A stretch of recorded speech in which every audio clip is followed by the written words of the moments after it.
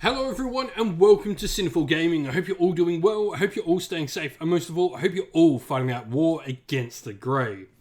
Today's video, we're going to have a little bit of fun. We're going to talk about how each of the missing Primarchs could return in Warhammer 40k. Now, of course, this is all wish listing, but with the Lion now being the second Loyalist Primarch to return, I want to take a crack at having some ideas and some wish listing and some thoughts about how each of the other Loyalist Primarchs, and yes, I mean all of them, even the ones that are dead, or apparently dead, they're Primarchs, could possibly return, and in what sort of form they might return in. I think this would be a little bit of fun. You know, a lot of this is going to be severe wish listing, especially in some Primarchs cases, namely a couple of my favorites. But I'm really excited. I think with Lion coming back and Galliman, I think the Primarchs coming back in 40k is just something I really personally am super excited for. I think they add really big player characters, and especially counteract the Demon Primarchs. You know, we've got Angron, Magnus, Mortarion, all in there now. I think this is really cool. So let's get cracking on into it. And I'd love to hear your thoughts and your ideas on how all these Primarchs could come back. And so we will be doing this in number order of the ones that haven't returned. So obviously first would technically be Lionel Johnson, but we know he's coming back. So first up we have Jagannath Khan. Now Jagannath Khan is the Primarch of the White Scars, very Asian and Mongolian inspired.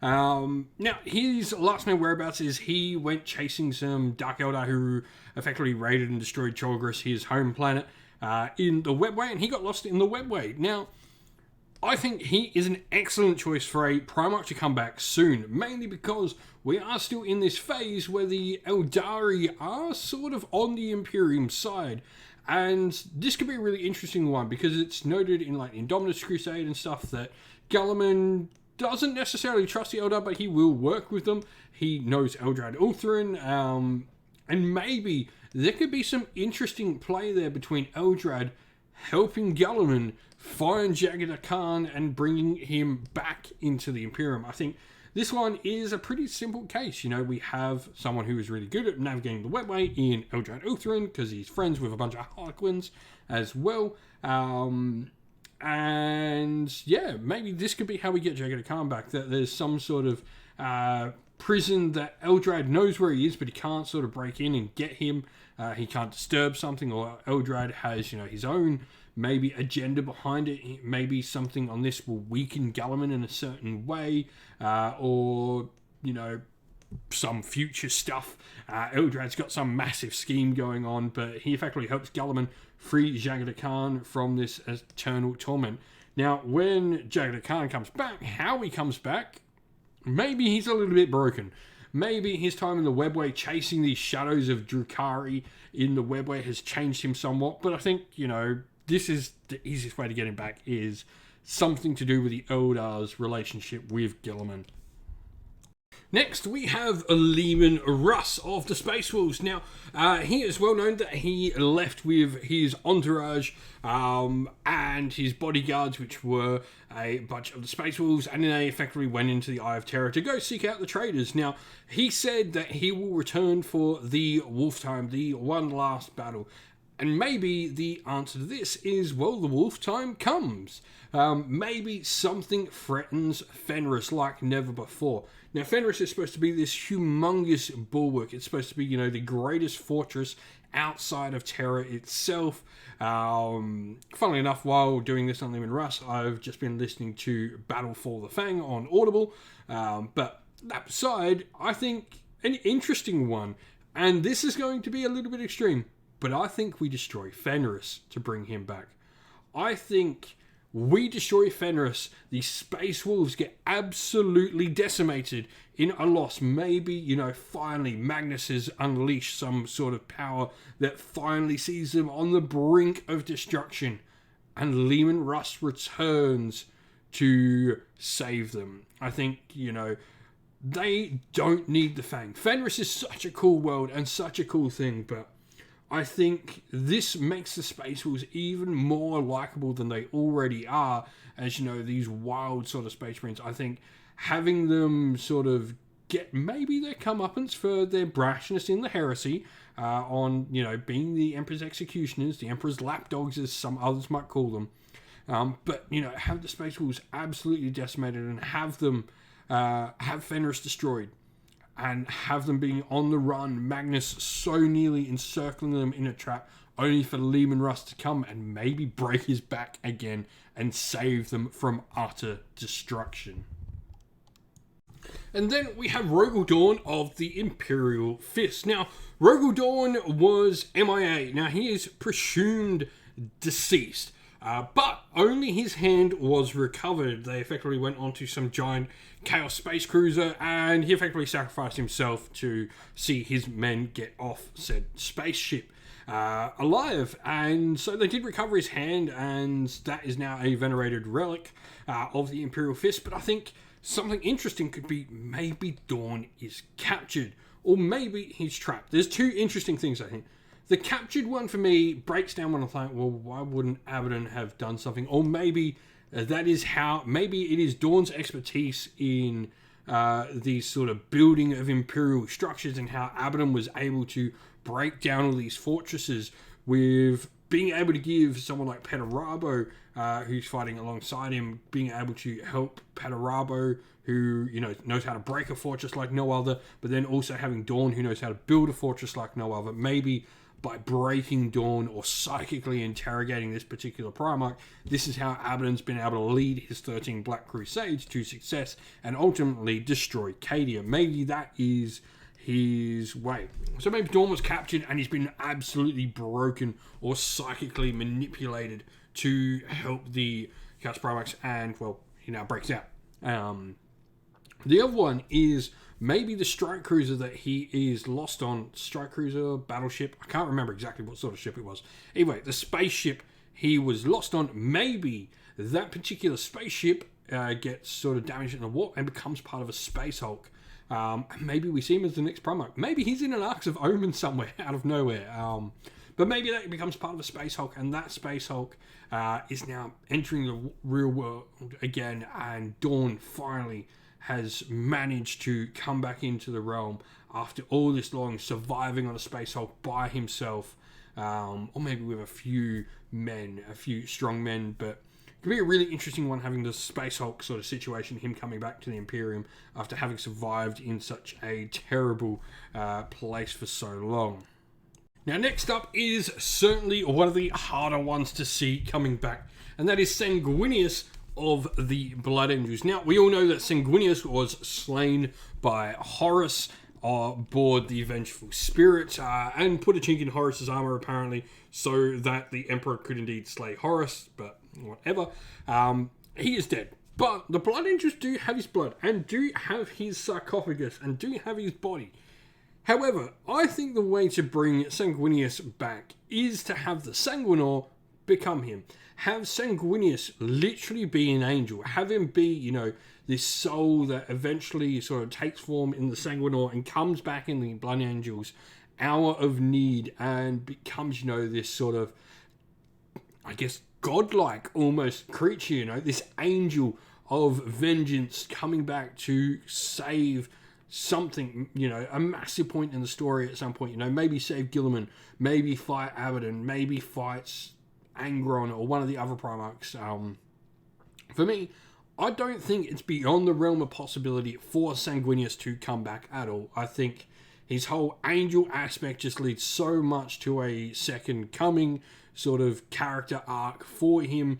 I think he'd be a really interesting Primarch, but beyond that, I don't think there's too much more you need to explain. I don't think this is certainly as hard as maybe some people think Sanguineous coming back is. He comes back as an angel. He literally comes back as an actual angel. And then next we have the other hard one, I think, with Sanguineous. The one that's least likely, even less than Sanguineous, to come back. Ferris Madness. Ferris Madness obviously was the first Primarch to die in the Heresy. He's not the first Primarch to die. That would be the two unnamed ones. Who knows? Maybe they come back. Maybe we do a wish listing video on what those Primarchs are. But Ferris Madness, for me, I think there's some interesting things that could be done. So, I think Belisarius Cawl has something to play in this. I would love to see a mechanical abomination that has somehow trapped Ferris Madness's soul in an entire mechanical creation and effectively make not an artificial intelligence, but a living mechanical body for Ferris Madness. Let him literally be the Iron Lord of the Iron Hands. I think this could be super, super interesting, It would be, maybe some utterly corrupt machine cult, and maybe, it would split the Adeptus Mechanicus in half on maybe even more issues than most of them already don't like Cool.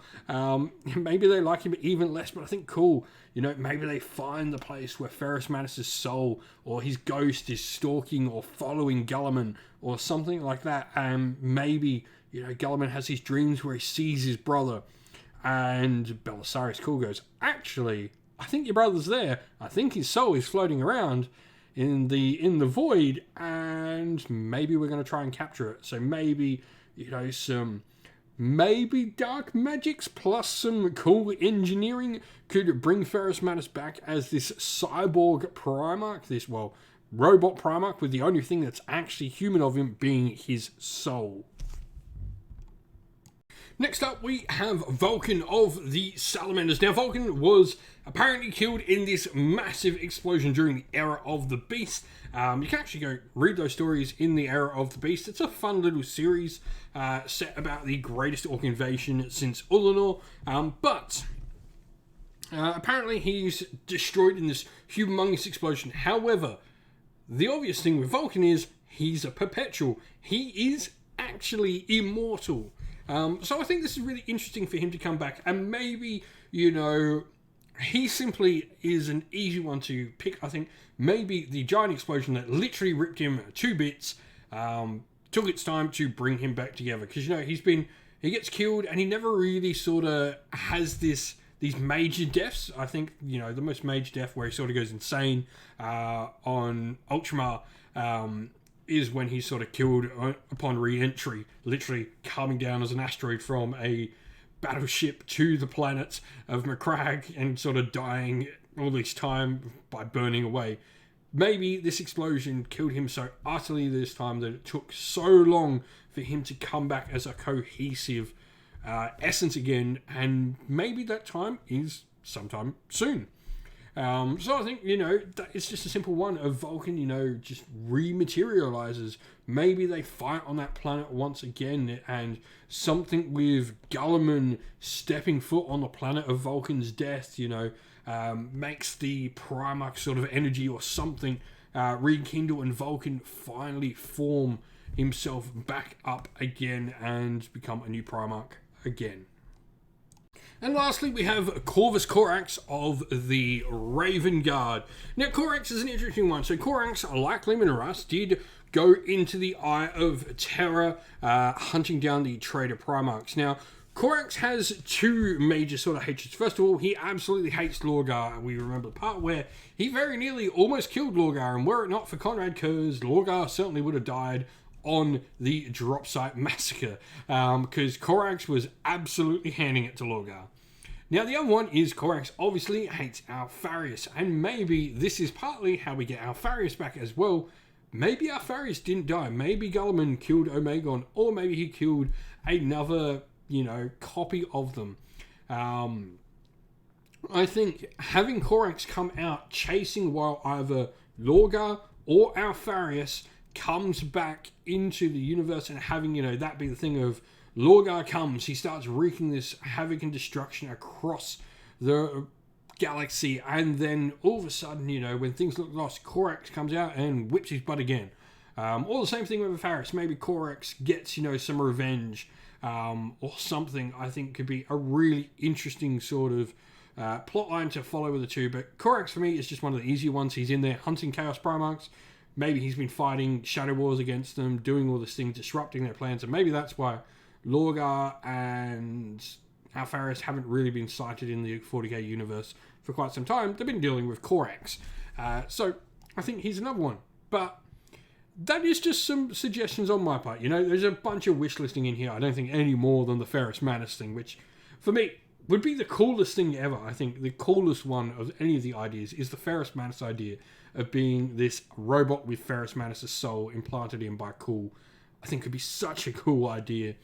But I'd love to hear your thoughts. I'd love to hear how you would bring back each and every Primarch, or indeed just the Primarchs you want to see back. Let us know your thoughts, though, down in the comments below. And so that's the end of the video. We hope you all enjoyed it. If you did, please don't forget to leave a like and subscribe to the channel if you haven't already. If you'd like to come chat more with me and other members of our fantastic little community here, we have a Discord server which is linked down in the video's description. Also linked down in the video's description are the best ways to help support the channel. If you would like to, you can do so either by YouTube members or Patreon, or by grabbing yourself some merch at Teespring or at our Ko-fi store. All of them are linked down in the video's description. As a special thank you to our Patreons and YouTube members, we'd like to give you all a shout out. So thank you to our Patreons: Christian Weir, Soren, Kenny Lowe, Outer and Shot First, Andrew Bowen, The Rising Ape, Q Dynamic, JJ Austrian, Average Wargamer, Domir, Mark Harvey, James Cater, Benjamin Swallers, Redmine, Iron Grinch, Nicholas Colomos, Colorblind Magic, Grimscold, and Andy C. And to our YouTube members of Green Roots Gaming, Ronya, Lock Lorick, The Johnny84, David Ellsworth, Wolfric Nick, Baroque Chef, Ariana Edwards, Revenar, Pink Nico Fire, Robin Mankiller, Monty's Tabletop Terrain, John Castle, Davis Weird, James Tillman, Gargamel196, and Disco. Lastly, a special thanks first of all to Lady Witchfox Art, who does all the amazing art for the channel, everyone who helps come and provide the games for everyone to watch on the channel as well, and indeed all our fantastic mods and members of the community who keep our Discord and comment section a fantastic place for all to be. Thank you all once again, everyone. Stay safe, stay well, and most of all, keep fighting that war against the grey. Ciao for now.